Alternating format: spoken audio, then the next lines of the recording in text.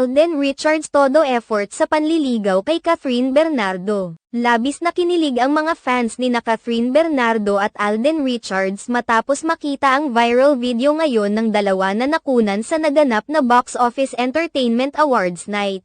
Muling naging lamang ng mga usap-usapan sa social media sina Kathryn Bernardo at Alden Richards, matapos maitanghal bilang Box Office King and Queen 2024. Labis na kinilig ang mga fans ng dalawa nang kumalat ang video kung saan makikita ang pag-alalay ni Alden Richards kay Kathryn Bernardo. Indibidwal na tinanggap ni na Alden Richards at Kathryn Bernardo ang kani-kanilang mga parangal. Subalit nang tawagin si Kathryn Bernardo at habang pababa na ito sa entablado ay bigla na lamang na pumasok muli si Alden Richards para alalayan ang aktres. Nahagip rin sa video ang tila paghalik ni Alden Richards sa kamay ni Kathryn Bernardo habang pababa ang aktres. Makikita rin naman ang ngiti sa labi ni Kathryn Bernardo habang papalapit sa kanya si Alden Richards. Ayon sa ilang mga netizens, pinatunayan lamang umano ni Alden Richards ang pagiging gentleman sa kanyang ginawa sa dalaga. Naunang tinawag si Alden Richards para tanggapin ang kanyang Box Office King Awards subalit,